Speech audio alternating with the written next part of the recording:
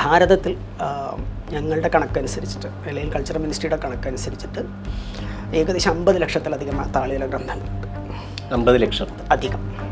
അതും out of ആണ്. അതായത് ഇപ്പോൾ നമ്മൾ കണക്കനുസരിച്ച് നോക്കിയാൽ അത്രയാണ്. ഇനിയും പ്രൈവറ്റ് സെക്ടറിൽ കിടക്കുന്നത് നോക്കിക്കഴിഞ്ഞാൽ അതും ചിന്തിക്കാൻ പറ്റാത്തതാണ്. ഇപ്പോൾ ഒരു 15 വർഷത്തോളം ഞാനിത് പഠിക്കുമ്പോൾ എനിക്ക് തോന്നി, അന്ന് പറഞ്ഞ മാതിരി ഇത് എന്ത് ചെയ്യും, നഷ്ടപ്പെട്ടു പോയല്ലോ, ഇപ്പോൾ നമ്മളൊരു നളന്ദ തക്ഷശിലയൊക്കെ നഷ്ടപ്പെട്ടു പോയല്ലോ എന്നൊക്കെ പറഞ്ഞിട്ട് ഇത് പറയും. ഭയങ്കര സങ്കടമായിരുന്നു. ശ്രുതി പരമ്പരയാണ് ഭാരതത്തിൻ്റെ ബലം. ബുക്ക് പോയാൽ, ഗ്രന്ഥം പോയാൽ ശാസ്ത്രം നശിക്കില്ല. ഭാരതത്തിൽ ഒരു ഗുരുനാഥൻ ഉണ്ടെങ്കിൽ ഭാരതത്തിൻ്റെ ഏത് പരമ്പരയും തിരിച്ചു പിടിക്കാം. ജീവിതത്തിൽ എപ്പോഴും ആത്യന്തികമായിട്ടുള്ള നന്മയുടെ വിജയം സംഭവിക്കും, പ്രശ്നങ്ങൾക്ക് എപ്പോഴും പരിഹാരമുണ്ടാവും എന്ന് പറയുന്നൊരു പ്രതീക്ഷ നമുക്ക് എപ്പോഴും ഉണ്ട്. ഭാരതത്തിൽ എപ്പോഴും നമുക്ക് മനസ്സിലായിട്ടുള്ളത്, എപ്പോഴൊക്കെയാണോ ഒരു പ്രതിസന്ധി സമൂഹത്തിന് സ്വയം ഹാൻഡിൽ ചെയ്തിട്ട് തീർക്കാൻ പറ്റാതെ വരുന്നത്, അപ്പോഴൊക്കെ വ്യക്തികളിലൂടെ ഈശ്വരൻ ആ പ്രശ്നങ്ങൾക്ക് പരിഹാരമായിട്ട് വരാറുണ്ട്. ഭാരതത്തിൻ്റെ ജ്ഞാന പാരമ്പര്യത്തിൻ്റെ കണ്ണിയറ്റുപോയി എന്ന് നമുക്ക് തോന്നുന്ന സമയത്ത് അത്ഭുതമെന്ന പോലെ ഭാരതീയ ജ്ഞാനത്തിനെ കുറിച്ചെല്ലാം ധാരണ ഉണ്ടാവുക മാത്രമല്ല, അത് പൊതുജനങ്ങളിലേക്ക് എത്തിക്കാൻ വേണ്ടിയിട്ട് ഇറങ്ങി വരുന്ന ഒരു സന്യാസി നമുക്കിടയിലുണ്ട്. തൃപ്പൂണിത്തുറ സ്വദേശി എന്ന് ഞാൻ പറയുമ്പം പൂർവാശ്രമം പറയുന്ന പോലെയാണ്. പക്ഷേ കൃഷ്ണകുമാർ എന്നുള്ള വ്യക്തിയെ ഞാൻ കണ്ടിട്ടുണ്ട്. അവിടുന്ന് അഭിനവ ബാലാനന്ദ ഭൈരവിയായിട്ട് മാറുക എന്ന് പറയുന്നത് ഒരു വ്യക്തിയുടെ ഹാർഡ് വർക്ക് കൊണ്ട് സാധിക്കുന്നതല്ല, കഠിന ശ്രമം കൊണ്ട് നടക്കുന്നതല്ല, അതൊരു നിയോഗം കൊണ്ട് മാത്രം സാധിക്കുന്ന ഒരു പരിണാമമാണെന്ന് അത്ഭുതത്തോടെ ഞാൻ കണ്ടുകൊണ്ടേയിരിക്കുകയാണ്. ആ വളർച്ചയുടെ മുമ്പിൽ പ്രണാമം അർപ്പിച്ചുകൊണ്ട് ഞാൻ നിങ്ങൾക്ക് പരിചയപ്പെടുത്തുകയാണ് സ്വാമി അഭിനവ ബാലാനന്ദ ഭൈരവ. ഭാരതീയ ജ്ഞാനങ്ങളുടെ മിസ്സിംഗ് ലിങ്കുകളെ, പദഭ്രംശങ്ങളെ വ്യാകരണത്തിൻ്റെ നിശിതമായ കത്തി ഉപയോഗിച്ചിട്ട് സർജറി ചെയ്ത് മാറ്റുന്ന ഒരു യാത്ര അദ്ദേഹം നടത്തുകയാണ്. അതിൽ നിലനിൽക്കുന്ന ചില സങ്കല്പങ്ങൾ ചിലപ്പോൾ തകർന്നു പോയേക്കാം. കാരണം ഒരു തെറ്റ് ആവർത്തിക്കപ്പെട്ട് പഠിച്ചു പോകുമ്പോൾ ജ്ഞാനപാരമ്പര്യത്തിനോടും ഗുരുപരമ്പരകളോടും നമ്മൾ കാണിക്കുന്ന അനീതി നിർത്തുക എന്ന് പറയുന്ന ഒരു ചരിത്ര ദൗത്യം, ഒരു അവതാര ഉദ്ദേശം പോലെയാണ് സ്വാമിജി ഈ അറിവിനെ സാധാരണ മനുഷ്യരുടെ ഇടയിലേക്ക് കൊണ്ടുവരുന്നത്. ആയുർവേദം, ആനകളുടെ ചികിത്സ, പാലകാപ്യം എന്ന് പറയുന്ന ഗ്രന്ഥം, വൃക്ഷായുർവേദം, എനിക്കറിയാവുന്ന പരിമിതമായ വാക്കുകളാണ് ഞാൻ പറഞ്ഞത്. അദ്ദേഹത്തിൻ്റെ അറിവിൻ്റെ അളവ് അതിനും അപ്പുറത്തേക്കാണ്. അങ്ങനെയുള്ള ഒരു വ്യക്തിത്വത്തെ നിങ്ങൾക്ക് പരിചയപ്പെടുത്താനുള്ള ഒരു അവസരം കിട്ടിയതിൽ ഞാൻ കൃതാർത്ഥനാണ്. സ്വാമിജിയെ നിങ്ങൾക്ക് വേണ്ടി ഈ പരിപാടിയിലേക്ക് ഞാൻ സ്വാഗതം ചെയ്യുന്നു. നമസ്കാരം. ഭാരതീയമായിട്ടുള്ള അറിവുകൾ നഷ്ടപ്പെട്ടുകൊണ്ടേയിരിക്കുന്നു എന്ന് ഒരു സാമാന്യമായിട്ടുള്ളൊരു ആശങ്ക എല്ലാവർക്കും ഉണ്ട്. ചില പഴയ വീടുകളിൽ ഇരുന്നിട്ട് ചെതലരിച്ച് പോയിട്ടുള്ള താളിയോലകൾ, എന്താണ് എഴുതിയതെന്ന് മനസ്സിലാവാത്തതുകൊണ്ട് വെറും ഓലക്കെട്ടുകളായി മാറിപ്പോയിട്ടുള്ള വലിയ വലിയ ഗ്രന്ഥങ്ങൾ. ഇങ്ങനൊരു സാഹചര്യത്തിലാണ് അങ്ങ് ഈ താളിയോലകളുടെ സംരക്ഷണത്തിൻ്റെ ഒരു പ്രോജക്റ്റുമായിട്ട് ഈ വിജ്ഞാന ശാഖയുടെ അകത്തേക്കുള്ളൊരു എൻട്രി കാര്യമായിട്ടുണ്ടായത്. ആ ഒരു യാത്രയൊന്ന് വിവരിക്കാമോ? ഇപ്പോൾ രാജി പറഞ്ഞ മാതിരി തന്നെ ഒരു മാനുസ്ക്രിപ്റ്റോളജിസ്റ്റ് എന്നാവണമെന്ന് വിചാരിച്ചിട്ടല്ല ഞാനൊരു യാത്ര തുടങ്ങുന്നത്. അപ്പോൾ ആരംഭം എന്ന് പറയുന്നത് ചിന്മയ മിഷൻ്റെ ഒരു കാലഘട്ടമാണ്. ഒരു 2000 കാലഘട്ടത്തിൽ വാസുദേവൻ പോറ്റി സാറിൻ്റെ, നമുക്ക് ഏറ്റവും കേരളത്തിലെ പ്രധാനമായിരിക്കുന്ന ഗുരുനാഥനാണ്. അദ്ദേഹത്തിൻ്റെ കീഴിലൊരു ബ്രഹ്മസൂത്ര ഭാഷ്യത്തിൻ്റെയും മീമാംസാ ശാസ്ത്ര ഭാഷ്യത്തിൻ്റെയും ഒരു ക്രിറ്റിസിസം തുടങ്ങണമെന്ന് പറഞ്ഞു. അപ്പോൾ ചിന്മയ മിഷൻ തുടങ്ങിയിട്ടില്ല. അതായത് ചിന്മയാശോധ സംസ്ഥാനം ഒന്നും വന്നിട്ടില്ല ആ സമയത്ത്. ചിന്മയ ഇൻ്റർനാഷണൽ ഫൗണ്ടേഷൻ എന്ന് പറഞ്ഞൊരു സെൻറ്ററാണ്. അതിൽ AR അയ്യങ്കാർ സാറാണ് അതിൻ്റെ ലീഡ് ചെയ്യുന്നത്. അവിടുത്തെ ചിദാനന്ദ സ്വാമിജിയാണ് അതിൻ്റെ ഡയറക്ടർ. അപ്പോൾ ഞങ്ങൾ പഠനം തുടങ്ങുന്നു പോറ്റി സാറിൻ്റെ കീഴിൽ. ആ സമയത്ത് ശാബര ഭാഷ്യത്തിൻ്റെ ക്രിറ്റിസിസം വരുന്ന സമയത്താണ് മാനുസ്ക്രിപ്റ്റ് വേണം വായിക്കണം എന്ന് പറയുന്നത്. അപ്പോൾ എന്താ ചെയ്യുന്നത് വെച്ചാൽ, തമിഴ്നാട്ടിൽ ഏതെങ്കിലും ഒരു സ്കോളർ വരും, ആഴ്ചയിലൊരിക്കലോ മാസത്തിൽ 6 മാസം കൂടുമ്പോഴൊക്കെ വരും.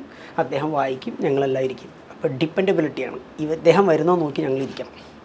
അപ്പോൾ 3-4 മാസം കഴിഞ്ഞപ്പോൾ പറ്റാതെയായി. കാരണം ഈ വെയിറ്റിംഗ് ഒരു പ്രശ്നമാണ്. അപ്പോൾ ഞാൻ അയ്യങ്കാർ സാറിൻ്റെ അടുത്ത് പറയുന്നു, സാർ നമുക്കൊരു ക്ലാസ് എന്തെങ്കിലും പഠിപ്പിക്കാനുള്ള ഒരു മാധ്യമം ഉണ്ടാക്കുകയാണെങ്കിൽ ഞങ്ങൾക്ക് പഠിച്ചുകൂടെ? അപ്പോൾ സാറ് പറഞ്ഞു, ഞാൻ ചെയ്തു തരില്ല, സ്വയം ചെയ്യൂ, ബാക്കിയുള്ളതെല്ലാം ചെയ്തു തരാണ്. അങ്ങനെയാണ് കേരളത്തിൽ മാനുസ്ക്രിപ്റ്റോളജി വർക്ക്ഷോപ്പ് എന്ന് പറഞ്ഞ് 2000 ആ സമയത്ത് ഞങ്ങൾ ചെയ്യുന്നു. ആ സമയത്ത് AR അയ്യങ്കാർ ഉൾപ്പെടെയുള്ളവർ, വാഖങ്കർ സാറ്, ശാസ്ത്രി സാറ്, ഷാജിയേട്ടൻ, വിശാലാഷ് ടീച്ചർ, അങ്ങനെ കുറേ ആളുകൾ ഒരുമിച്ച് കൂട്ടി ഞങ്ങളൊരു 10-15 ദിവസത്തെ വർക്ക്ഷോപ്പ് നടത്തി. വാഖങ്കർ സാറാണ് എൻ്റെ അടുത്ത് പറഞ്ഞത്, കമ്മ്യൂണിക്കേഷൻ സ്കില്ലുള്ള സംസ്കൃത വ്യാകരണം നന്നായിട്ട് അറിയുന്ന ഒരാൾ എന്ന നിലയിൽ മാനുസ്ക്രിപ്റ്റോളജി തുടങ്ങും, പഠിക്കാം. എൻ്റെ യാത്രയിൽ എനിക്ക് 25 വർഷത്തെ പ്രൊഫഷണൽ മാനുസ്ക്രിപ്റ്റുകൾ എനിക്ക് തോന്നിയത് ഈ അടുത്ത കാലം വരെ ഒരു 10-15 വർഷം വരെ ഞാൻ എനിക്ക് തോന്നി രാജീവ്ജി പറഞ്ഞ അതേ സാധനം വരെ എനിക്ക് തോന്നിയിരുന്നത് നഷ്ടപ്പെട്ടു പോവുകയാണ്. ഭാരതത്തിൽ ഞങ്ങളുടെ കണക്കനുസരിച്ചിട്ട് അല്ലെങ്കിൽ കൾച്ചറൽ മിനിസ്ട്രിയുടെ കണക്കനുസരിച്ചിട്ട് ഏകദേശം 50 ലക്ഷത്തിലധികം താളിയോല ഗ്രന്ഥങ്ങളുണ്ട്. 50 ലക്ഷം അധികം, അതും ഔട്ട് ഓഫ് ആണ്. അതിപ്പോൾ നമ്മൾ കണക്കനുസരിച്ച് നോക്കിയാൽ അത്രയാണ്. ഇനിയും പ്രൈവറ്റ് സെക്ടറിൽ കിടക്കുന്നത് നോക്കിക്കഴിഞ്ഞാൽ അതും ചിന്തിക്കാൻ പറ്റാത്തതാണ്. ഓരോ സ്റ്റേറ്റിലും ഓരോ സ്ക്രിപ്റ്റാണ്. ഇപ്പോൾ കേരളത്തിൽ തന്നെ മലയാളത്തിൻ്റെ തന്നെ 23ലധികം വകഭേദങ്ങളാണ് വട്ടെഴുത്തിന്. തമിഴ്നാട്ടിൽ പോയ ഗ്രന്ഥ, കർണാടകയിൽ പോയ അളകന്നഡ, തിഗ്ലാരി, ഇങ്ങനെയൊക്കെ വ്യത്യസ്ത മേഖലകളിൽ കിട്ടും. ഇങ്ങനെ ഓരോ പറഞ്ഞതൊക്കെ എന്താണ്, നമ്മൾ എഴുതുന്ന സ്ക്രിപ്റ്റുകൾ വേറെ വേറെയാണ്. ഓക്കെ. അപ്പോൾ തമിഴ്നാട്ടിലേക്ക് പോയാൽ തമിഴ്നാട്ടിൽ സാധാരണ സംസ്കൃതം എഴുതാൻ പൂർണ്ണ ഭാഷ ഇല്ല അവർക്ക്. അപ്പോൾ അവർക്ക് സംസ്കൃതം എഴുതാൻ ഒരു ലിപി വേണം. അതിന് അവരുണ്ടാക്കിയ ഇതാണ് ഗ്രന്ഥ. അപ്പോൾ അവർക്ക് അത് എഴുതാൻ പറ്റും. ഇപ്പോൾ ഖ എന്ന് എഴുതാനായിട്ട് അവർക്ക് പറ്റാത്തതുകൊണ്ട് അതിന് വേണ്ടി മാത്രം ഒരു ഗ്രന്ഥ സ്ക്രിപ്റ്റ് ഉണ്ടാക്കി. തമിഴ്നാട് കർണാടക ബോർഡറിൽ വരുമ്പോൾ കുറേ വ്യത്യാസങ്ങളുണ്ട്. സ്ക്രിപ്റ്റ് രണ്ടും കൂടെ ചേരും. അപ്പോൾ അവിടെ തിഗ്ലാരി, രണ്ടും കൂടെ മലയാളമുണ്ട്, ഗ്രന്ഥയുണ്ട്, തമിഴിൻ്റെ കുറച്ച് വേരിയേഷൻസ് വരും. ഇങ്ങനെ ഓരോ സ്റ്റേറ്റിലും പഴയ സ്ക്രിപ്റ്റുകളുണ്ട്. അപ്പം നമ്മളുടെ മുമ്പിലുള്ള ചാലഞ്ച് എന്ന് പറയുന്നത് ഈ സ്ക്രിപ്റ്റ് തിരിച്ചറിയുക എന്നുള്ളതാണ്. എഴുതിയിരിക്കുന്ന സംസ്കൃതമാവും, പക്ഷേ ലിപി മലയാളത്തിൻ്റെ ഇതിലും വരും, കന്നഡയുടെ ഇതിലും വരും, അളകന്നഡയിലും വരും, തിഗ്ലാരിയിലും വരും, എല്ലാത്തിലും വരും. അപ്പോൾ ഈ സ്ക്രിപ്റ്റ് തിരിച്ചറിയുക എന്നുള്ളതാണ് മെയിൻ. അപ്പോൾ വട്ടെഴുത്ത് നമ്മൾ നോക്കുകയാണെങ്കിൽ ഒരു 20-23 വേരിയേഷൻസ് വരും. എഴുതുന്ന ആൾക്കനുസരിച്ച് അതിൻ്റെ സ്റ്റൈൽ ഓഫ് ഇതൊക്കെ മാറും, ഏരിയ അനുസരിച്ച് മാറും. 20-25 കിലോമീറ്റർ കഴിഞ്ഞാൽ ഭാഷയുടെ വ്യത്യാസം വരും എഴുതുന്നതിൻ്റെ ഇതിൻ്റെ എല്ലാം. ഇതിനെ തിരിച്ചറിയുക എന്നാണ് ടാർഗറ്റ്. അപ്പോൾ ഒരു മാനുസ്ക്രിപ്റ്റോളജിസ്റ്റ് എന്ന് പറഞ്ഞ വ്യക്തിയെ സംബന്ധിച്ചിടത്തോളം ഭാഷ എന്നത് ഭയങ്കര ഇമ്പോർട്ടൻ്റ് ആണ്. ലിപി തിരിച്ചറിഞ്ഞു കൊള്ളണം. ഒന്ന്, എന്നെ സംബന്ധിച്ചിടത്തോളം എനിക്ക് തോന്നിയത് ഇന്ന് എന്തുകൊണ്ട് കുട്ടികൾക്ക് അതിൽ ഹോൾഡ് കിട്ടാത്തതെന്ന് വെച്ചാൽ, ഒരു കുട്ടി ഇന്ന് പഠിക്കുന്നത് ശാസ്ത്രം, പ്രത്യേകിച്ച് ഞാൻ സംസ്കൃത വിദ്യാർത്ഥികൾ പറയാം, ഞാൻ വ്യാകരണ വിദ്യാർത്ഥിയാണ്, ഞാൻ സാഹിത്യ വിദ്യാർത്ഥിയാണ്, ന്യായ വിദ്യാർത്ഥിയാണെന്ന് പറയാം. അങ്ങനെയുള്ള ഒരാൾക്ക് മാനുസ്ക്രിപ്റ്റോളജിയിൽ ജയിക്കാനാവില്ല. കാരണം ഇവിടെ മൾട്ടി സബ്ജക്റ്റ് വേണം. കാരണം നിങ്ങളുടെ മുമ്പിൽ ഫോർ എക്സാമ്പിൾ ഞാനിപ്പോൾ വൈദ്യമഠത്തിൽ തുടങ്ങിയിരുന്നു ഒരു വർക്ക് ഇതേപോലെ. ഇപ്പോൾ വൈദ്യമഠത്തിൽ ഒരു 4000 താളിയോല ഗ്രന്ഥങ്ങളുണ്ട്. ഈ 4000-ലധികം ഡിസ്ക്രിപ്റ്റീവ് കാറ്റലോഗ് ചെയ്യണമെങ്കിൽ നിങ്ങൾ വായിക്കുമ്പോൾ ഈ 4000-ൽ മൾട്ടി ആയിട്ടുള്ള സബ്ജക്റ്റ് വരും. അത് വേദമാവാം, ജ്യോതിഷമാവാം, തന്ത്രമാവാം. ഇതിനെക്കുറിച്ച് നിങ്ങൾക്ക് ധാരണയില്ലെങ്കിൽ നിങ്ങൾ കളത്തിൽ കളിക്കാൻ പറ്റില്ല. ഇപ്പോൾ നിങ്ങൾ ന്യായ വിദ്യാർത്ഥിയാണോന്നല്ല മാനുസ്ക്രിപ്റ്റോളജി ചോദിക്കുക, ശാസ്ത്രം അറിയുമോ എന്നുള്ളതാണ്. ഇപ്പോൾ ഒരു 15 വർഷത്തോളം ഞാനിത് പഠിക്കുമ്പോൾ എനിക്ക് തോന്നിയത് അങ്ങ് പറഞ്ഞ മാതിരി ഇത് എന്ത് ചെയ്യും, നഷ്ടപ്പെട്ടു പോയല്ലോ, ഇപ്പോൾ നമ്മളൊരു നളന്ദ തക്ഷശിലയൊക്കെ നഷ്ടപ്പെട്ടു പോയല്ലോ എന്നൊക്കെ പറഞ്ഞിട്ട് ഇത് പറയും. ഭയങ്കര സങ്കടമായിരുന്നു ഒരു വിദ്യാർത്ഥി എന്നതിൽ. ഇത്രയധികം താളിയോല ഗ്രന്ഥങ്ങൾ നോക്കുമ്പോൾ എനിക്ക് തോന്നുന്നു 5 മുതൽ 10 ലക്ഷത്തോളമെങ്കിലും എൻ്റെ കയ്യിൽ കൂടെ ബുക്കുകൾ പോയിട്ടുണ്ട്. ഓൾ ഓവർ ഇന്ത്യ യാത്ര ചെയ്തിട്ടുണ്ട്, കശ്മീർ ടു കന്യാകുമാരി, എല്ലാ ഓറിയൻ്റൽ റിസർച്ച് ഇൻസ്റ്റിറ്റ്യൂട്ടുകളിലും ഞാൻ പോയിട്ടുണ്ട്. ഭയങ്കര സങ്കടമായിരുന്നു. ഒരു പ്രാവശ്യം എൻ്റെ ഗുരുനാഥനടുത്ത് ഞങ്ങൾ ഇരിക്കുന്ന സമയത്ത് ഒരാൾ ഇതേപോലെ അങ്ങ് ചോദിച്ചാൽ അവർ നളന്ദ തക്ഷശിലയൊക്കെ നഷ്ടപ്പെട്ടു പോയല്ലോ എന്ന് ചോദിച്ചപ്പോൾ ഗുരുനാഥൻ ഒറ്റ ചിരിച്ചു പറഞ്ഞു, ഇവിടെയാണ് ഭാരതീയ പാരമ്പര്യവും മറ്റ് സ്ഥലങ്ങളിലെ പാരമ്പര്യവും തമ്മിലുള്ള വ്യത്യാസം. അപ്പോൾ എന്താണെന്ന് ചോദിച്ചാൽ പറഞ്ഞു, ആ വയസ്സായിട്ടുള്ള ആളില്ലേ, 73 വയസ്സെങ്കിലും ഉണ്ട്, നിങ്ങളൊരു 10 പേര് ചെല്ലും, അതിനുശേഷം ഇന്ന വിഷയത്തിൽ പറയണമെന്ന് പറയും, അദ്ദേഹം ഇങ്ങനെ പറഞ്ഞോളൂ. കാരണം ശ്രുതി പരമ്പരയാണ് ഭാരതത്തിൻ്റെ ബലം. ബുക്ക് പോയാൽ, ഗ്രന്ഥം പോയാൽ ശാസ്ത്രം നശിക്കില്ല. ഭാരതത്തിൽ ഒരു ഗുരുനാഥനുണ്ടെങ്കിൽ ഭാരതത്തിൻ്റെ ഏത് പരമ്പരയും തിരിച്ചു പിടിക്കാം. ഇതാണ് ഇപ്പം എൻ്റെ അടുത്ത് രാജീവ് ചോദിക്കാറ് നഷ്ടപ്പെട്ടു എന്ന് ചോദിച്ചാൽ, ഭാരതത്തിലെ ഒരു ഗുരുനാഥൻ ജീവിച്ചിരുന്നാൽ ഭാരതത്തിൻ്റെ സകല ഗ്രന്ഥങ്ങളും തിരിച്ചു വരും. പക്ഷേ എന്നാലും ഞാൻ പറയുന്നു, ഒരു 50 ലക്ഷം താളിയോല ഗ്രന്ഥങ്ങളുടെ ഭാരതത്തിൽ റീകൺസ്ട്രക്റ്റ് ചെയ്യാൻ കുട്ടികൾ വരണം, മുമ്പിലേക്ക് വരണം. ഗുരുനാഥന്മാരിയ്ക്കുമ്പോഴും ആ ഗ്രന്ഥം എഴുതിയത് അത്രമാത്രം കഷ്ടപ്പെട്ടാണ്. അതിനെ റീകൺസ്ട്രക്റ്റ് ചെയ്യാൻ നമ്മൾ തിരിച്ചു വന്നേ പറ്റൂ. നഷ്ടപ്പെട്ടു പോയിട്ടില്ല, ഇപ്പോഴും അവിടെ തന്നെയുണ്ട്. പക്ഷേ കളത്തിലിറങ്ങി കളിക്കാനുള്ള കുട്ടികൾ പുറത്തേക്ക് എടുക്കാൻ ആളുകൾ കുറവാണ്. വർക്ക് നടക്കുന്നുണ്ട് കേട്ടോ, ഭാരതത്തിൽ അങ്ങോളം ഇങ്ങോളം നടക്കുന്നുണ്ടെങ്കിൽ പോലും എനിക്ക് തോന്നിയത് ലിറ്റററി ക്രിറ്റിസിസത്തിൻ്റെ 2 ഭാഗങ്ങളിൽ ലോ ക്രിറ്റിസിസം മാത്രമാണ് നമ്മൾ വളരെ കുറച്ച് പഠിച്ചു വരുന്നത്. ലിറ്റററി ക്രിറ്റിസിസം ഇതുവരെയും പുറത്തേക്ക് വന്നിട്ടില്ല. ഈ ഇപ്പോൾ പറഞ്ഞ ലോവർ ക്രിറ്റിസിസം, ലിറ്റററി ക്രിറ്റിസിസം, അതൊന്ന് വിശദീകരിക്കാമോ? ഇപ്പോൾ നമുക്കിപ്പോൾ ഫോർ എക്സാമ്പിൾ ഇപ്പം അങ്ങൊരു ആയുർവേദ ഇതിൽ നിൽക്കുമ്പോൾ നമുക്കൊരു അഷ്ടാംഗഹൃദയം ഗ്രന്ഥം എടുക്കാമെന്ന് വിചാരിക്കും. ഇപ്പോൾ അഷ്ടാംഗഹൃദയം കാലങ്ങളോളം മുമ്പ് എഴുതിയതാണ്. ഒരു 1000 വർഷത്തെ നമുക്ക് കണക്ക് കൂട്ടും, ഒരു 1000 വർഷം മുമ്പ് എഴുതിയതാണ്. അപ്പോൾ ഒരു 1000 വർഷത്തിൽ ഒരു ഗുരുനാഥൻ നിങ്ങളിത് പറഞ്ഞു തരുന്നു, നിങ്ങളത് പകർത്തുന്നു. ഇപ്പോൾ പലതരത്തിൽ ഗ്രന്ഥങ്ങളുണ്ടാകാം. ഒരു ഗുരുനാഥൻ പറയുന്നു, ശിഷ്യൻ എഴുതുന്നു. ചില ഗുരുനാഥന്മാർ അവർ തന്നെ എഴുതും. അതിനുശേഷം കാലങ്ങൾക്ക് ശേഷം ഒരു ശിഷ്യൻ എഴുതിയിരിക്കുന്ന പുസ്തകം ആ ശിഷ്യൻ മറ്റൊരാൾക്ക് പറഞ്ഞു കൊടുത്ത് അത് വീണ്ടും 10 കോപ്പി ചെയ്യാം. അത് വീണ്ടും കോപ്പി ചെയ്ത് വരുന്നതാണ് നമ്മളുടെ മുമ്പിലുള്ള ഗ്രന്ഥം, ഒരു പുസ്തകമായിട്ട് കയ്യിൽ. കോപ്പി എന്ന് പറയുമ്പോൾ ഇന്നത്തെ പോലെ അല്ല, എഴുതി വരികയാണ്. അപ്പോൾ ചിലത് പറഞ്ഞു കൊടുത്തിട്ടായിരിക്കും പകർത്തുക, ചിലർ നോക്കിയാണ് പകർത്തുക. ആ സമയത്ത് പല കാരണങ്ങൾ കൊണ്ടും അക്ഷരങ്ങൾ ഭ്രംശമാവാം. ചിലത് സ്വന്തം ഇഷ്ടപ്രകാരം ആഡ് ചെയ്യും, സ്കോളറാണ് എഴുതുന്നതെങ്കിൽ. അപ്പം ലിപികളിലേക്ക് എഴുതുമ്പോൾ ഓരോ പ്രാവശ്യവും 100 മിസ്റ്റേക്കെങ്കിലും വരാൻ സാധ്യതയുണ്ടെന്ന് പറയും, പോസിബിലിറ്റി. ഇപ്പോൾ നമ്മളൊരു 10 പ്രാവശ്യം പകർത്തി എഴുതുമ്പോൾ നമുക്ക് 100 അഡീഷൻ വരും, 100 ഒമിഷൻ വരും. അപ്പോൾ ഒരുപാട് വ്യത്യാസങ്ങൾ ഉണ്ടാവാം. മാക്സിമം ആശയം അവിടെ ഉണ്ടാവും, പക്ഷെ എഴുതുന്നതിൽ വ്യത്യാസങ്ങൾ ഉണ്ടാവും. ആശയം നമുക്ക് മനസ്സിലാവും. ഇപ്പോൾ ഛന്ദസ്സിൽ അങ്ങോട്ടും ഇങ്ങോട്ടൊക്കെ വ്യത്യാസം വരും, ആശയം അവിടെ ഉണ്ടാവുകയും ചെയ്യും. ഇപ്പോൾ ലിറ്ററി ക്രിറ്റിക്സ് ഞങ്ങൾ പറയുന്നത്, ഇപ്പോൾ രാജീജി എഴുതിയിരിക്കുന്ന പുസ്തകം 1000 വർഷം മുമ്പ് എഴുതിയിരിക്കുന്ന ഒരു പുസ്തകമാണെങ്കിൽ അതിൻ്റെ മാക്സിമം ആ ആശയത്തെ വളരെ കൃത്യമായി കൊണ്ടുവരേണ്ടത് ഒരു സ്കോളർ എന്നതിൽ നമ്മുടെ ഉത്തരവാദിത്തമാണ്. ഇപ്പോൾ ലിറ്ററി ക്രിറ്റിക്സിൽ എന്താ ചെയ്യുകയെന്ന് വെച്ചാൽ, ലോ ക്രിറ്റിക്സിൽ എന്താ ചെയ്യുക വെച്ചാൽ, അഷ്ടാംഗഹൃദയം എന്ന ഗ്രന്ഥമാണെങ്കിൽ ഇന്ത്യയിൽ മൊത്തം പബ്ലിഷ് ചെയ്തിരിക്കുന്നതും താളിയിലോ ഗ്രന്ഥങ്ങളിലിരിക്കുന്നവരെ എല്ലാ അഷ്ടാംഗഹൃദയത്തെയും ഒരുമിച്ച് കൂട്ടി ഒരു നല്ല സ്കോളേഴ്സ് ഗ്രൂപ്പ് കൊണ്ടുവന്ന് അത് വായിച്ച് ഏതിൻ്റെ കോപ്പിയാണെന്ന് അതിൻ്റെ പെഡഗോഗി ഉണ്ടാക്കി അല്ലെങ്കിൽ പെഡിഗ്രി ഉണ്ടാക്കി അതിനെ വളരെ കൃത്യമായൊരു പാറ്റേൺ കൊണ്ടുവന്ന് അതിന് ഒമിഷനാണോ അഡീഷനാണോ ഏതാണെന്ന് അതിൻ്റെ ലിറ്ററി യുക്തിപരമായിട്ട് വിഷയാസ്പദമായിട്ടും ലിപിയുടെ ബേസ് ചെയ്തിട്ടും പലതരത്തിൽ നമ്മൾ ചിന്തിച്ച് അതിനെ റീകൺസ്ട്രക്ട് ചെയ്യും. ഇതിനാണ് നമ്മൾ ലോ ക്രിറ്റിസിസം എന്ന് പറയുന്നത്. ഹയർ ക്രിറ്റിക്സിലേക്ക് വരുമ്പോൾ കുറച്ചും കൂടെ അതിൽ ഹയർ പോസ്റ്റിലേക്ക് കൊണ്ടുവരും. എന്തുകൊണ്ട് എഴുതി, ഇതിൻ്റെ ആവശ്യകത എന്തായിരുന്നു. ഇപ്പോഴത്തെ സൈഡ് ലോ ക്രിറ്റിക്സിൽ നമുക്ക് പ്രമാണം കാണിക്കേണ്ടി വരും, ഇന്ന ഗ്രന്ഥത്തിൽ എഴുതിയത് കൊണ്ടാണ് ഞങ്ങൾ മാറ്റുന്നത്. ഹയർ ക്രിറ്റിക്സിൽ അങ്ങനെയൊന്നുമില്ല, ഇതിൻ്റെ ആവശ്യകത ഉണ്ടായിരുന്നു, ഒമീഷൻ നമുക്ക് ചെയ്യാം, അഡീഷൻ നമുക്ക് ചെയ്യാം, എമൻമെൻറ്റ്സ് വരുത്താം, എല്ലാം ചെയ്യുന്നതാണ് ലിറ്ററി ക്രിറ്റിക്സിൽ. ഹയർ ക്രിറ്റിക്സിലേക്ക് വരുമ്പോൾ ഇപ്പോൾ ഇന്ന് നമ്മൾ നോക്കുകയാണെങ്കിൽ ഇപ്പോൾ മഹാഭാരത ക്രിറ്റിസിസം ചെയ്തിട്ടുണ്ട്, രാമായണം ക്രിറ്റിസിസം ചെയ്തിട്ടുണ്ട്. പൂനെ നിന്നാണ് മഹാഭാരതം എടുത്തിരിക്കുന്നത്, ബറോഡയിൽ നിന്നാണ് ഇപ്പോൾ രാമായണം വന്നിരിക്കുന്നത്. അതേപോലെ ഗ്രന്ഥങ്ങളെ ഓരോന്നും കൊണ്ടുവന്ന് അതിൻ്റെ കൃത്യമായ എന്താണോ ആചാര്യൻ എഴുതിയത് അതിനെ റീകൺസ്ട്രക്റ്റ് ചെയ്യുന്ന മെത്തഡോളജിയാണ് ക്രിറ്റിസിസം. ഇതാണ് നമ്മൾ ചെയ്യേണ്ടത്. എൻ്റെ സ്പെഷ്യലൈസേഷനാണ് ലിറ്ററി ക്രിറ്റിസിസത്തിൽ. അതുകൊണ്ടാണ് വളരെ വ്യക്തമായിട്ട് കുട്ടികൾക്ക് ഒരു ഭാഷയിൽ ഒരു അക്ഷരം എന്തിനു വന്നു നമുക്ക് കാര്യകാരണ സഹിതം ഒരു ആചാര്യൻ നമ്മൾ എഴുതുമ്പോൾ ഒരു വാക്ക് എഴുതിയാൽ അതിൻ്റെ ഒരു കാര്യകാരണ ബന്ധം ഉണ്ടാവും. അത് എന്തുകൊണ്ടാണ്? ഉദാഹരണത്തിന് ആയുർവേദത്തിൽ നമ്മൾ പറയുകയാണ് വായു, പക്ഷേ പ്രാണഹ എന്ന് പറഞ്ഞാൽ വേറെയാണ്. ആ പ്രാണൻ തന്നെ ഉദരത്തിലേക്ക് എത്തിക്കഴിഞ്ഞാൽ അവിടെ പവനൻ എന്നാണ് പറയുക. ഒരു സ്ഥലത്ത് വരുമ്പോൾ മാരുതൻ എന്നാണ് പറയുക. നമ്മൾ എഴുതുന്നതെല്ലാം വായു എന്നായിരിക്കും, പക്ഷേ പര്യായ വാക്കുകളാണ്. പക്ഷെ അതിൻ്റെ ഒരു കാര്യകാരണ ബന്ധമുണ്ട്. അപ്പോൾ അത് എന്തുകൊണ്ട് ആചാര്യൻ അവിടെ അത് പറഞ്ഞു, എന്തായിരുന്നു അതിൻ്റെ ആവശ്യകത, വായു എന്ന് പറഞ്ഞാൽ പോരായിരുന്നു. ഇങ്ങനെ ഓരോ വിഷയത്തെയും കണക്ക് കൂട്ടിയാൽ എക്സ്പ്ലെയിൻ ചെയ്ത് പോകുന്നതാണ് ക്രിറ്റിസിസത്തിൻ്റെ ഭാഗം. അപ്പോൾ വളരെ കൃത്യമായിട്ട് പറഞ്ഞപ്പോഴാണ് നമ്മൾ സ്കൂളിലൊക്കെ പഠിക്കുമ്പം അർത്ഥം പറയും, പര്യായം എഴുതാൻ പറയും. അപ്പോൾ അപ്പോഴൊക്കെ തോന്നിയിട്ടുള്ളൊരു ചോദ്യം, എന്തിനാ എത്ര അധികം വാക്കുകൾ ഒരേ കാര്യം പറയാൻ? ഈ വാക്കിൽ ഇപ്പം എൻ്റെ പേര് രാജീവ് എന്നാണെങ്കിൽ പിന്നെ എനിക്ക് വേറെ കുറേ പേരുകൾ ആവശ്യമില്ലല്ലോ.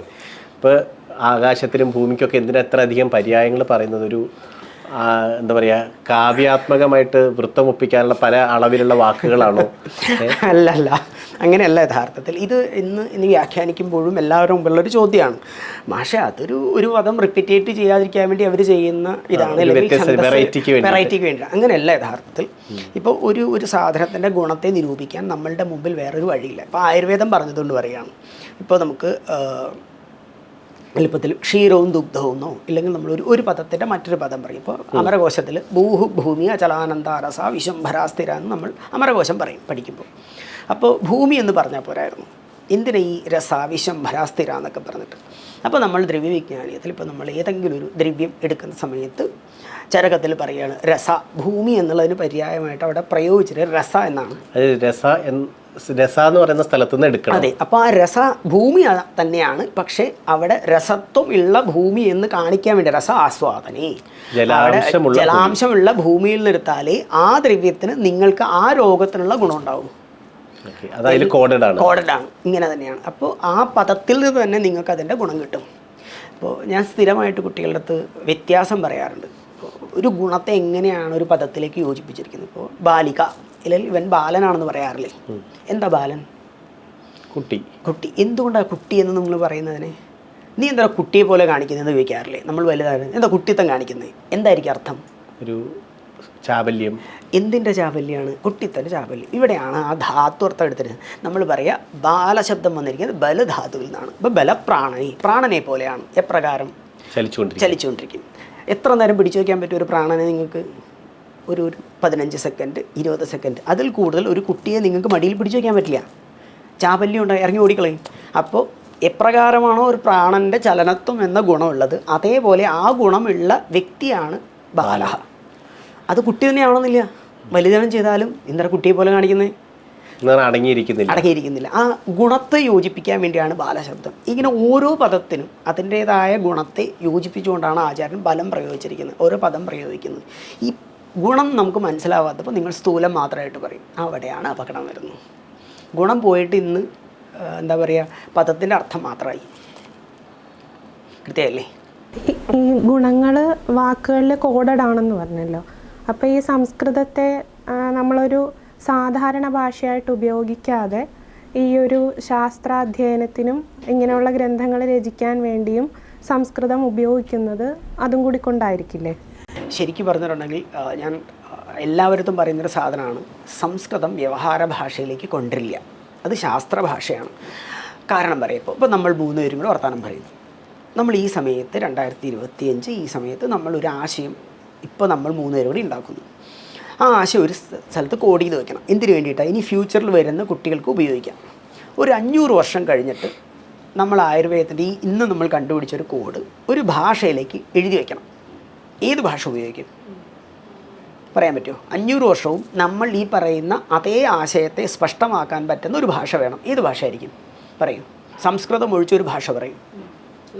എന്തുകൊണ്ടായിരിക്കും? വ്യവഹാരത്തിൽ ഓരോ 25 വർഷം കൂടുമ്പോഴും മാറ്റം വരും. ഇപ്പോൾ നമ്മൾ എളുപ്പത്തിൽ പറയാം, എൻ്റെ കുടുംബത്തിൽ ഒരു 25 വർഷം മുമ്പ് എൻ്റെ മകന് പണി കിട്ടി എന്ന് പറഞ്ഞാൽ ജോലി എന്നായിരുന്നു അർത്ഥം. ഇന്ന് അർത്ഥം നല്ല പണി കിട്ടിയെന്നാണ്. അപ്പോൾ ഓരോ ഭാഷയിലും നമ്മൾ പുതിയതായിട്ട് കൊണ്ടുവരുമ്പോൾ വ്യവഹാരത്തിൽ ആശയം മാറിക്കൊണ്ടിരിക്കും. ദേശകാലങ്ങളിൽ വ്യത്യാസം വരും ഭാഷയുടെ ഇത്. കാരണം നമ്മൾ അതിലേക്ക് അഡീഷൻ ചെയ്തുകൊണ്ടിരിക്കും. നോക്കിക്കോളൂ, നമ്മൾ മലയാളം വർത്തമാനം പറയുമ്പോൾ പോലും അതിൻ്റെ ഒരു 20-25% ഇംഗ്ലീഷാണ്. നമ്മൾ സഹജമായി പറഞ്ഞു പോകുന്നതാണ്. അപ്പോൾ ഭാഷ അങ്ങനെ വന്നു തുടങ്ങും. അപ്പോൾ ഇതേ സാധനത്തെ നമുക്ക് കോഡ് ചെയ്ത് വയ്ക്കണം. നിങ്ങൾ ഏത് ഭാഷ ആണെങ്കിലും സംസാരിച്ചോളൂ. നിങ്ങൾ കർണാടകയിൽ കന്നഡ സംസാരിച്ചോളൂ, മലയാളം സംസാരിച്ചോളൂ. പക്ഷേ കോഡ് ലാംഗ്വേജ് ആയിട്ട് ഇതിനെ കൊണ്ടുവന്ന് വെച്ചു. ഇതിൻ്റെ ഒരു ഗുണം എന്താണെന്ന് വെച്ചാൽ അതിൻ്റെ റൂട്ടിൽ നിന്നാണ് സംസാരിക്കുക. അതിലേക്ക് അഡീഷൻ ചെയ്യാൻ പറ്റില്ല, ഒമിഷൻ ചെയ്യാൻ പറ്റില്ല. കമലം എന്ന് പറഞ്ഞാൽ നമുക്ക് വളരെ കൃത്യമായിട്ട് അറിയാം. കം ജലം അലം കരോതീതി കമലഹ ബലപ്രാണനെ. ഈ ബേസ് ചെയ്തുകൊണ്ട് റൂട്ടും നിയമം അവിടെ ഉണ്ടാക്കി വെച്ചിട്ട് നിങ്ങൾക്ക് പെട്ടെന്ന് അതിനെ എഡിറ്റ് ചെയ്യാനൊന്നും പറ്റില്ല. ഏത് പദം ആ പറഞ്ഞാൽ ആ പദം അങ്ങനെ മാത്രമേ പറയൂ. ലത വേഷ്ടനെ. നിങ്ങൾക്ക് വള്ളിയെന്ന് എന്ത് വേണമെങ്കിലും പറഞ്ഞോളൂ. പക്ഷേ ലതാ ശബ്ദം പ്രയോഗിച്ചാൽ വേഷ്ടനം ചെയ്യുന്നത്, ഒന്നിനെ ചുറ്റുന്നത് എന്നർത്ഥത്തിലുള്ള ലത ശബ്ദത്തിൽ നിന്നാണ് അത് വരിക. ഇത് റൂട്ടഡാണ്. അതുകൊണ്ട് സംസ്കൃതം വ്യവഹാരത്തിലേക്ക് കൊണ്ടുവന്നാൽ അപകടം മറ്റ് ഭാഷകൾക്കുണ്ടാകുന്ന എല്ലാ കുറവുകളും സംസ്കൃതത്തിനും വരും. അപ്പോൾ വ്യവഹാരമാകണ്ടെന്നല്ല, ശാസ്ത്രത്തിൽ വ്യവഹാരമുണ്ട്. ഇപ്പോൾ നമ്മൾ ശാസ്ത്രം പ്രയോഗിക്കുമ്പോൾ വ്യവഹാരത്തിലാണ്. പക്ഷേ ലൗകിക വ്യവഹാരത്തിലേക്ക് അതിനെ കൊണ്ടുവന്ന് ലൗകികമായ ശബ്ദങ്ങളെ റൂട്ട് ചെയ്ത് കഴിഞ്ഞാൽ നിങ്ങൾക്ക് തോന്നിയ മാതിരി ചെയ്താൽ നിരുക്തം ഇല്ലെങ്കിൽ അതിലുള്ള ആധാരമായിരിക്കുന്ന വ്യാകരണം തെറ്റും. ആ ഭാഷയുടെ പ്രാധാന്യം ഒരു 50 വർഷം കഴിഞ്ഞാൽ ആധികാരികത നഷ്ടപ്പെടും. ഇതൊരു അപകടമാണ്. വ്യവഹാരം വേണ്ട എന്നല്ല, മറ്റ് ഭാഷകളെ പോലെ നിങ്ങൾക്ക് സംസാരിക്കാനുള്ള ഓൾറെഡി ഉണ്ടല്ലോ ഭാഷ. അതിനെ ആ ശാസ്ത്രഭാഷയായിട്ട് നിലനിർത്തിയാൽ ഒരു 200 വർഷം കഴിഞ്ഞാൽ ഇപ്പോഴുണ്ടാകുന്ന അതേ കോഡ് നമുക്കതിൽ നിർത്താം. അല്ലെങ്കിൽ നിങ്ങൾ പുതിയ പദം എടുക്കുമ്പോൾ നിരുക്തത്തിൻ്റെയും വ്യാകരണത്തിൻ്റെയും അതേ ബലത്തിൽ തന്നെ ഏത് പ്രകാരത്തിലാണോ അവിടെ പദം ഉണ്ടാക്കിയത് അതേ രീതിയിൽ നിങ്ങൾ റീകൺസ്ട്രക്ട് ചെയ്ത് കൊള്ളണം. അല്ലെങ്കിൽ ഒരു 200-300 വർഷം കഴിയുമ്പോൾ ഇപ്പം നമ്മൾ പറയുന്ന സംസ്കൃതത്തിൻ്റെ ആധികാരികത നഷ്ടം വരും. പിന്നെ ഈ ടെക്സ്റ്റുകളിലേക്കുള്ള എൻട്രി നമുക്ക് ഇല്ലാവും. കാരണം ആധികാരികതയല്ലോ. ഒന്ന് നിങ്ങൾ തെറ്റിയാൽ മൊത്തം അങ്ങ് നേരത്തെ പറഞ്ഞൊരു കാര്യം, പുസ്തകങ്ങൾ പോയാലും ശ്രുതി പരമ്പരയിലൂടെ അത് തുടരുന്നു പറഞ്ഞല്ലോ. അപ്പോൾ ഞാൻ ആലോചിക്കായിരുന്നു, എഴുതി വെച്ചതാണ് കുറച്ചുകൂടെ നമുക്ക് ടാഞ്ചിബിൾ ആയിട്ടുള്ളത്. ശ്രുതി പരമ്പര പറഞ്ഞു കേൾക്കുന്നത് അതിലേറെ കല്ലിൽ എഴുതിയ പോലെ എങ്ങനെ വരുന്നു എന്നുള്ളതിൻ്റെ ആ ഒരു സയൻറ്റിഫിക് മെത്തേഡ് എന്താണ്? ഉദാഹരണത്തിന് നമ്മൾ സാധാരണ ഒരു കാര്യം പറഞ്ഞു വിട്ടാൽ അയാൾ അടുത്ത ആളോട് പറയുമ്പോൾ പോലും അതിന് വ്യത്യാസം വരുന്നുണ്ട്. അപ്പോൾ സംഭാഷണത്തിൽ എഴുത്തിനേക്കാൾ ഏറെ തെറ്റുകൾ വരാൻ സാധ്യതയുള്ളപ്പം ശ്രുതി എങ്ങനെയാണ്? ഇവിടെയാണ് മറ്റ് ലൗകിക ഭാഷയും സംസ്കൃത ഭാഷയും തമ്മിലുള്ള വ്യത്യാസം. ഇവിടെ നമ്മൾ പണ്ട് പറയാറുണ്ട് കാണാതെ പഠിക്കാം. എടാ ഇത് കാണാതെ പഠിക്കാൻ പറയും. ഇന്ന് നമ്മൾ കാണാതെ പഠിക്കുക എന്ന് പറയുന്നത് ടീച്ചർ അവിടെ നിന്ന് ഒരു പ്രാവശ്യം പറഞ്ഞു തരും, അതിനുശേഷം കുട്ടികൾ വീണ്ടും വീണ്ടും വീണ്ടും വായിച്ച് പഠിക്കുന്നതാണ്.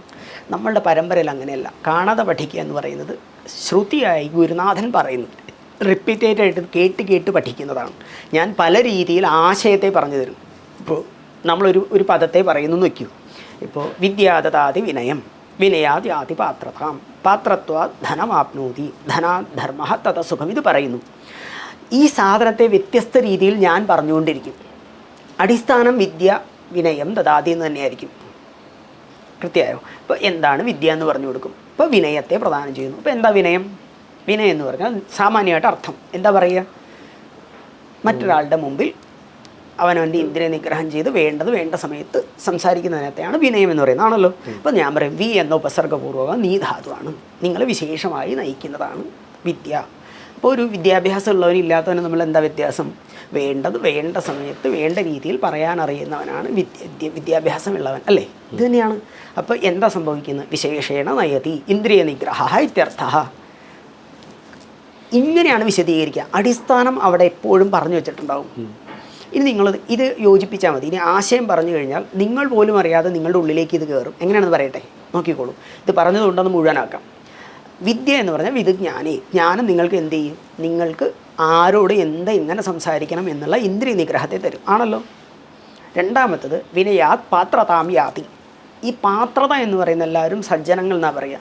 പറഞ്ഞല്ലേ സത്പാത്രത്തിൽ കൊടുക്കണം. അറിയാറില്ലേ എന്താ അപ്പോൾ പാത്രത?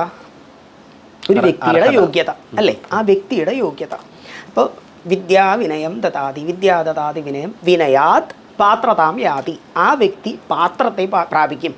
അർഹതയെ നിങ്ങളുടെ അർഹത ഇല്ലെങ്കിൽ എന്താണോ ആ വിദ്യ കൊണ്ട് ഉണ്ടാവേണ്ടത് അതിൻ്റെ പൂർണ്ണത ഉണ്ടാക്കും അല്ലേ?